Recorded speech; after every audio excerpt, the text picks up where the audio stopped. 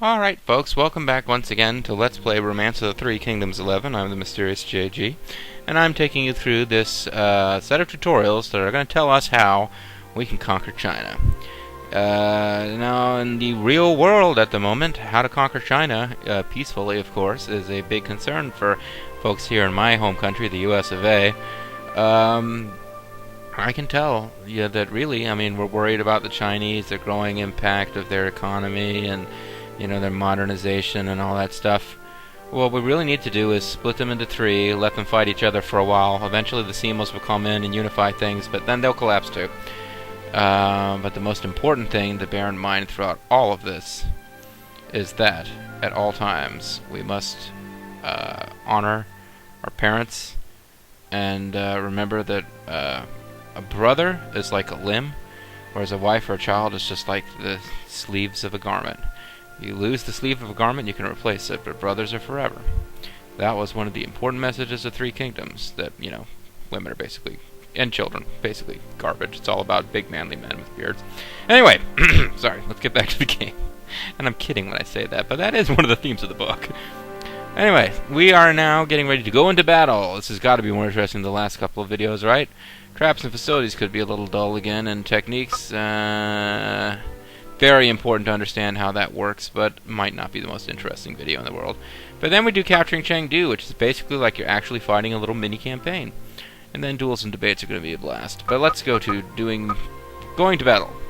Learn the basics of battle controlling Liu Bei, who has entered Qianliu after being ordered to subjugate Liu Bu. From Xiahou Dun, who was sent here as a reinforcement, you'll learn such things as what to be careful of when marching, how to edit units, the fundamentals of battle, and the role of armaments and tactics. Your goal is to overthrow Liu Bu's forces. Liu Bu's got it coming, folks. He's kind of a dick. He's a dick with an insanely high war score, so under no circumstances fight him one-on-one in a duel, but by all means surround his unit and wear it down. What am I going to do? Cao Cao ordered me to defeat Liu Bu. Cao Cao's leaving me to fight them all by myself, too. No need to worry, Liu Bei. I'm here to help. I'm pre-pirate eye patch Xiahou Dun. That's right, I almost forgot. I may be a master of military strategy, but I'm not sure I understand how to march my troops or, actually do battle. A master of military strategy? Then this is an honor indeed. Come, let me tell you how to march. Please listen closely. Okay, let's do it. Let's do it, cowboy. To have your troops march, you must first select your base's military command, and then select march. For transport units, which brings supplies to other units or bases, you need to use the transport command. The march and transport commands under military. Got it. Alright, let's try having a unit march. Am I not going to fight anyone in this video? Am I just going to march around? Whatever. Alright. Military, march. When having a unit marched, you need to decide who to put in charge of the unit, what armament to give the unit, and how much of what resources to give them. First, decide which officers to put in charge. You can select up to 3 officers with the officers button. I see. I select officers using that button. What happened when you pressed the R1 button? Maybe that had something to do with the strength of your unit? Ah, I see you catch on quickly. The hexagon indicates the unit's strength. This is determined by the abilities of its officers and by the armaments it is given. Oh, I never really actually looked at this. You mean I was right? Of course, I knew that. Yes, of course. Now let me tell you about armaments. At first, all troops start out equipped with swords. You can stick with these, but compared to other units, swordsmen are fairly weak. In general, you'll want to equip them with some kind of armament. Yes, yes, yes. Do not send swordsmen out into battle unless you want to lose lots of troops. So swords aren't very strong. Hey, maybe I should get rid of my swords of fate. I could trade them for go on, use crescent blade. Yeah, this is all like little insider Romance of the Three Kingdom nerd references here, folks. Next come vessels. These are selected like other armaments and increase the unit's abilities when on water. So you can basically have like warships, and if you don't have warships, your guys are just going to be in regular boats. Warships are very useful, as you might be able to guess, when you're fighting on water, and not that useful when you're fighting on land. When a unit goes out on water, they will automatically use the vessel selected here. And now I'd like to talk about the most important resources of all, love. The number of troops that can be in a unit is determined by an officer's rank. You're pretty rank, Liu Bei. Woo! And when the number of troops in a unit gets low, they can become confused just by coming close to a strong enemy, so be careful. Oh, wow. Yeah, that really does suck. For armaments like spears, one is needed per soldier. For weaponry and ships, only one is required for the whole unit. Oh, and you can have units march even if you have no gold, but you need at least one food. Now, edit and confirm your selection. You can also use the auto button to create a unit quickly. And, yeah, as the game wears on, you'll find yourself using the auto functions a lot, just so that you're not completely mired into tail. Of course, the Serpent Blade is a nice weapon, too. Oh, I got all that. Hoo-hoo. Who are they going to throw out if I do auto? Well, it's going to ask me, when you do auto, it is going to ask you what kind of weapon you want at least, because different officers have different affinities with different weapon types. Let's, yeah, so depending on what wappet your men have been building, let's go with spears. Guan Yu is going to be our spear dude. Let's go over to the portrait of... no. Yeah. Navy's crap. Yeah, Guan Yu's our best spear dude, so let's go with that. And we've got 5,000 troops, presumably because he can only command 5,000. The number of troops you can command increases as your officer's rank increases. Their rank increases with deeds. All of this will be explained later, probably. Yeah, let's just go with the defaults here. It looks like you've successfully dispatched your unit. The movement range is now displayed. What? It's Guan Yu! I hate Guan Yu! Guan Yu and Xiahou Dun are enemies, but I don't think that's... yeah, if Xiahou Dun has both eyes, that means that the whole thing with Guan Yu hasn't happened yet, so... not that Guan Yu cut out his eye. Just, never mind, I'm confusing you. He loses an eye eventually, and at some point after that, he and Guan Yu become rivals. So right now, I'm sure they're just hunky-dory. Where you want them to move. After movement, the unit commands will appear, allowing you to wait or attack. For now, just choose wait. By the way, what happens if you choose something outside their movement range? Maybe they'll move there automatically or something. Now that is a surprise. You are absolutely correct. If you choose a location outside the unit's movement range, you can have them automatically move there over the course of several turns, which is very useful when transporting stuff, but otherwise it's kind of dangerous. You forget about them. You can use this to have them move somewhere far away. Really? So I was right. But this time I'll just have them wait. Maybe I really am a master of military strategy. Hoo-hoo. Now, where the heck am I supposed to move them? Where's Liu Bei and his forces going to come from? I really wasn't paying very much attention to that. I think this is Liu Bei town over here. No, that's Cao Cao. Is this Liu Bei town? Yeah, Liu Bei City, Jiaopi. That's where Liu Bei's guys are going to be coming from. So if I'm really trying to meet them on the battlefield, I need to go this way. And wait. And excellent! You seem to have a handle on dispatching and moving units. Before moving on to the next topic, I'm going to dissolve this unit and make a new one for you. Wait, what? Now it's time to put what you've learned into practice. Move Liu Bei's unit over here next to me. Just select the unit you want to move, and its movement range should appear, just like before. You mean these arrows? Alright, I've got it. Okay, so it wants me to move next to Xiahou Dun. Let's move into the forest so that we're... in theory, we've got a little bit of extra cover, which is very good if you're using archers, as I believe this is an archer unit. After movement comes action. So now I'm going to explain how to use tactics. Tactics are commands that consume will in order to perform a powerful attack. To perform them, an officer with a high aptitude for that unit's armament must be associated with the unit. Yeah, so the difference between having a low aptitude spear guy and a high aptitude spear guy is that the higher their aptitude, the more spear tactics you have access to.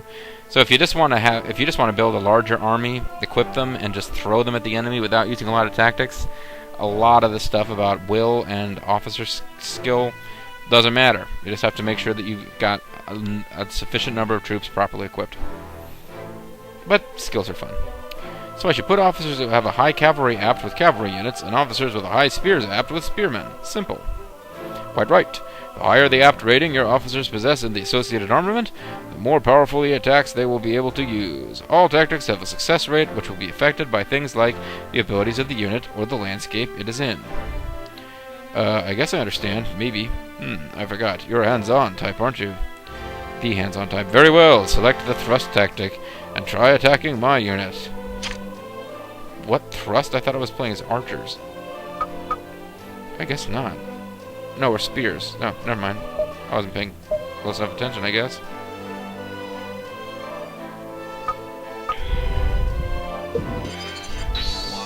Wang Sheng Shu. Did you see that? The thrust strategy pushes the enemy unit back 1 square. There are all types of different tactics, so you should try them all. Try them right now. Try them all on my unit before the enemy gets here. That's pretty interesting. Can I try it again? Maybe we should move on. Besides, there are limits to how many times you can use tactics. If you run out of will, or if the surrounding landscape doesn't allow it, you won't be able to use tactics.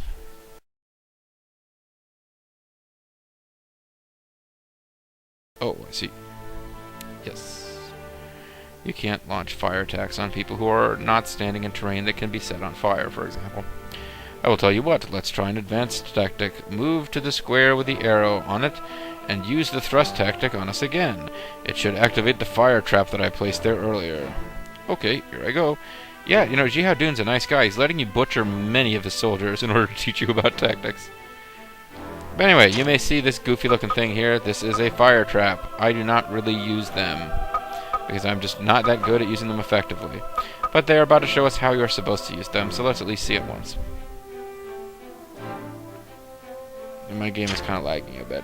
You move into position, you thrust the enemy, that knocks them back 1 hex, which in this case knocks them into the fire trap.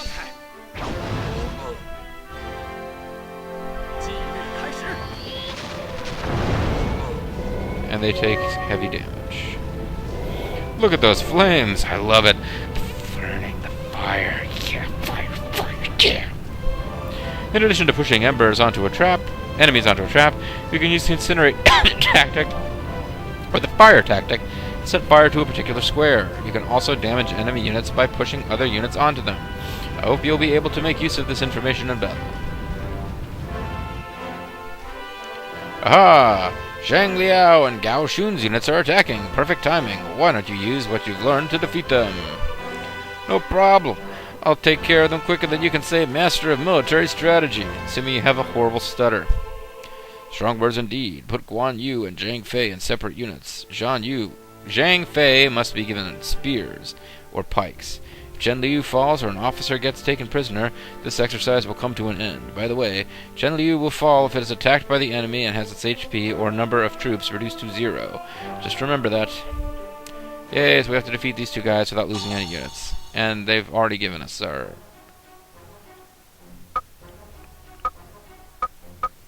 Okay, this should be not too bad. Zhang Liao is a pretty powerful officer. Playable character in Dynasty Warriors, which almost always means that they're a really powerful officer in the Remains of 3 Kingdoms games. Gao Shun I don't know as much about. But their units are only like 3,000 each. We've got like 10,000 dudes in this city. So we've got them well outnumbered. We shouldn't have too much trouble here. It is, after all, a tutorial mission. He said that we wanted to do... Guan Yu with pikes is good. 5,000. Okay. We do not want to let them attack the city. We do not want to take every troop out of the city and then leave it with, like, nothing. So maybe Guan Yu's unit, or Zhang Fei's unit, will only have 4,000 troops. But let's go ahead and... This will confuse a unit, and this will force them back 2 squares. Let's go with thrust. That will knock them back into their own ally. Guan Yu's special portrait.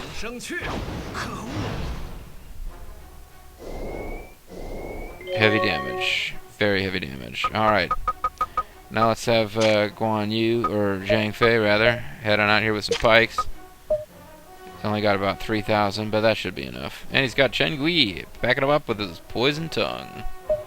What kind of tactics you got? You got draw target to unit's own square. You got attacks targets and units to the left and right of the target. Okay. And this attacks the area all around the unit. I don't think any of those are going to be useful here, so let's just attack. I mean, we could pull them back, but why? Trying to keep them away from the city. Have a taste of this. Oh yeah, and because they're sworn brothers, sometimes if you attack and your sworn brother is like right nearby, they will join in and assist you. So that's pretty cool. Zhang Liao's unit is already almost wiped out. So we can end our turn. Because we do not want to take every single troop out of the city. If we did that, just slipping past us would be enough to cause trouble.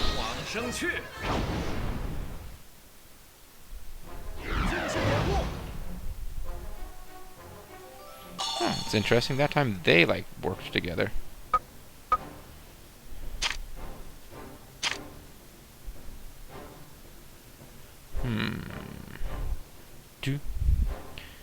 Drawing them back into the square that I'm in now would not help anything, I don't believe.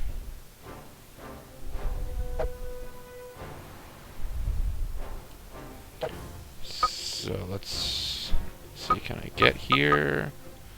Is that a square that you can even be on? Yes. So if I knocked them over here, then Zhang Fei might be able to use a tactic. But I can't really get over there, so forget it. Let's just make sure that I stay between them and the city. Oh, we can surround them. That'll take up both units' turn. Well, you know what? That's a waste. We can probably wipe out Zhang Liao without using both units' turns. Hey, we've captured Huo Chang. Let's try to employ him. Please don't think you can use me so easily. Let's imprison him. Fortune of war against me now. Yeah. Did we capture Zhang Liao? Hardly matters. We're going to be ending the turn here very shortly, but he's got 2,182 troops. Wow, we're actually outnumbered here. And I don't remember. Pikes, I think, are good against spears, though. So let's get in here and do some damage.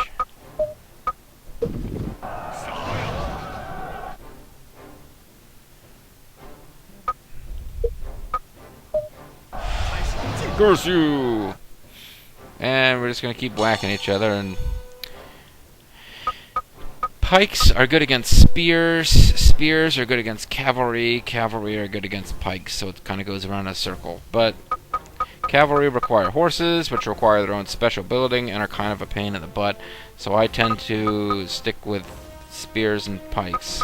Mostly spears, because they're good against cavalry, and since I don't have any cavalry to combat the cavalry with, I need something that's good against cavalry. That makes sense. Let's move Guan Yu's unit down here. These guys are not even going to get close to my city. We might as well use surround.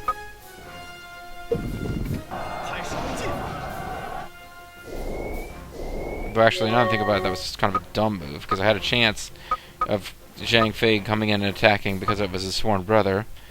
Even without me using surround, which wasted Zhang Fei's turn. So, yeah, it didn't hurt anything, but that probably wasn't the most effective way to do it. Either way, they got less than 1,000 troops left, so this tutorial is about to end in our victory. Although they just used a tactic against us. Curses! It is now your turn. And I'm going to let Zhang Fei finish him off, because it's kind of his fault that Liu Bei's attacking us. Oh, what the heck, let's finish him off with a surround attack. I think that might increase our chance of capturing somebody. Yay!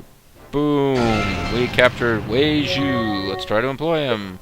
My honor will not allow me to submit. I must serve the honorable Lord Liu Bei, who has betrayed and killed everyone he's ever worked for, generally for money or pussy. Let's imprison him. Humiliating.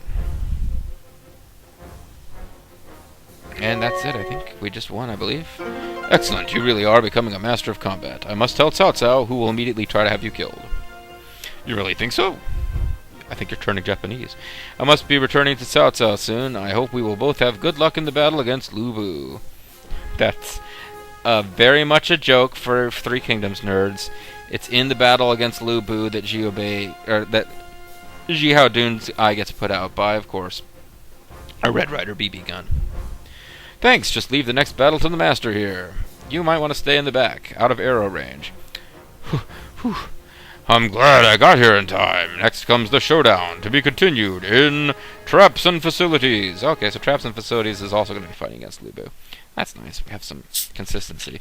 They're building a nice little story for us, folks, before I get into the rough and tumble world of playing the game itself. Pardon me. Needed a little drink there. Now that I've got myself hydrated, it's time to win the video. When we come back, we will continue to fight against Liu Bei, I guess. By the time we get to techniques, I believe the story will have moved forward by some certain amount of time. I can tell because old Liu Bei, young Liu Bei, old Liu Bei, young Liu Bei, old Liu Bei. Anyway, folks, when we come back, we're going to do Traps and Facilities. And hey, we're halfway through the tutorials. There can't be that much left, folks. Then we'll get into the exciting story of trying to conquer China. Until next time, folks, thanks for watching. Bye-bye.